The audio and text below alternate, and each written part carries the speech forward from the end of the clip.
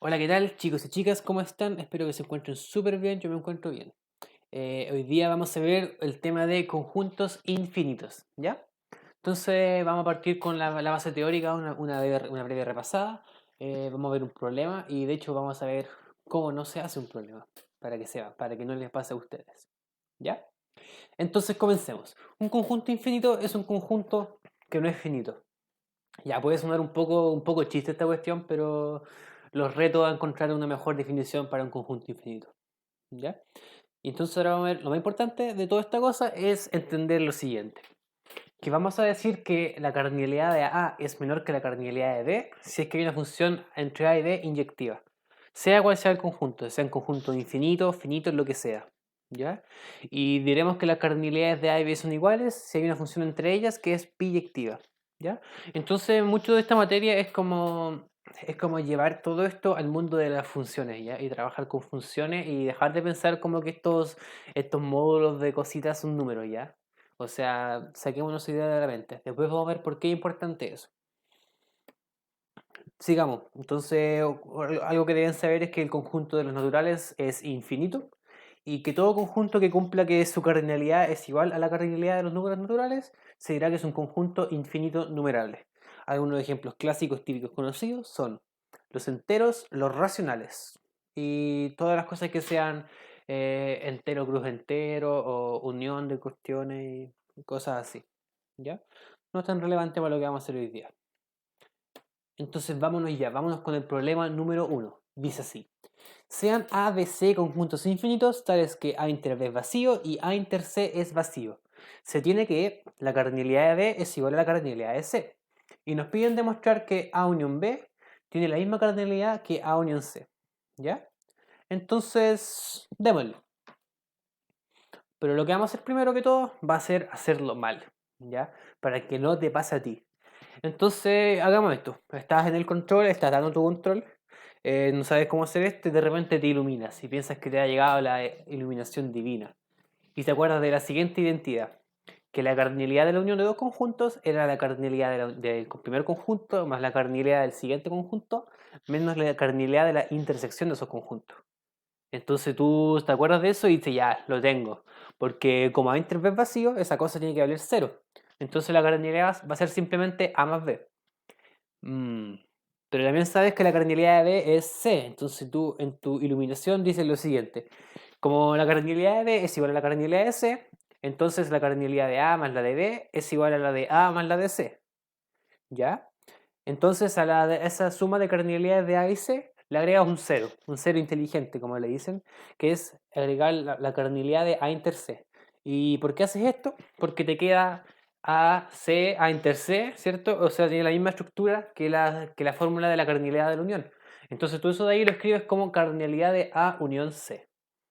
Y tú estás súper emocionado porque lo lograste, demostraste que la cardinalidad de A unión B es igual a la cardinalidad de A unión C.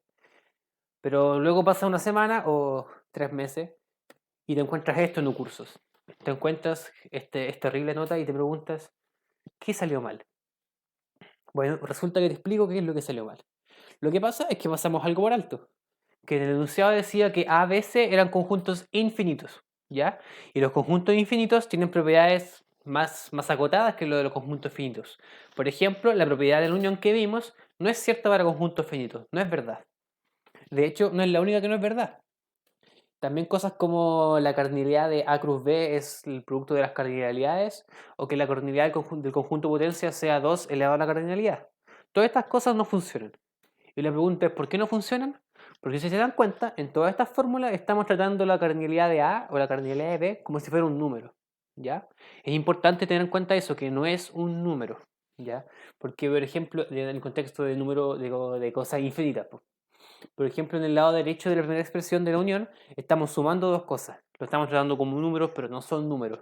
En la otra del producto cruz estamos multiplicando cosas que no son números, ¿ya?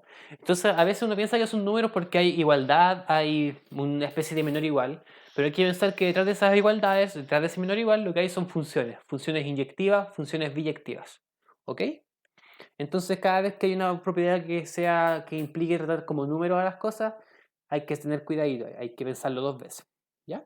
Entonces ahora lo que vamos a hacer va a ser hacer el problema 1, pero el problema 1 como corresponde. Entonces tenemos que demostrar que A unión B y A unión C tienen la misma cardinalidad. Ya, entonces como estamos fuera del mundo de los números, no estamos pensando en números, estamos pensando en funciones. Entonces, ¿cómo demuestro que dos conjuntos tienen la misma cardinalidad? Una manera de hacerlo es con fuerza bruta. Y la fuerza bruta me dice que podemos encontrar una función biyectiva entre ambos conjuntos y habríamos ganado. Entonces, veamos, hagamos un diagrama y veamos un poco de intuición sobre este problema. Tengo el conjunto A por un lado y tengo el conjunto B. Puedo dibujarlo así, disjuntos, porque sé que su intersección es vacía. Y lo mismo para el conjunto A y para el conjunto C. Entonces yo quiero entonces la unión sería como estos dos conjuntos, la unión sería estos dos conjuntos. Entonces yo quiero una función que vaya de acá hacia acá. Entonces, ¿cómo podría hacerlo? Una manera de hacerlo es hacerlo por partes, o sea, definir una función que sea algo si X está en A, otra cosa si X está en B. ¿Ya? Entonces pensémoslo por separado. Si X está en A, yo acá arriba puedo usar la identidad de A. Y abajo podría usar otra función, pero lo que queremos al final de esto es que esta función g sea biyectiva. Entonces, notemos algo. Si la función de acá es biyectiva y la función de acá también es biyectiva, o sea, estas y estas son biyectivas, la función en total va a ser biyectiva. Ya, con la identidad de A estamos listos. Se nos ocurrió esa porque somos unos genios. Encontramos una función biyectiva que va de A a A, que es tribalmente biyectiva porque sabemos que es biyectiva la identidad. Entonces la pregunta es, ¿habrá una función biyectiva entre B y C que yo pueda poner acá para completar esta cosa? Y la respuesta, ustedes me están diciendo desde sus casas, la respuesta es que sí. Porque resulta que tenemos más información en el enunciado. En el enunciado nos dicen que la cardinalidad de B es igual a la cardinalidad de C.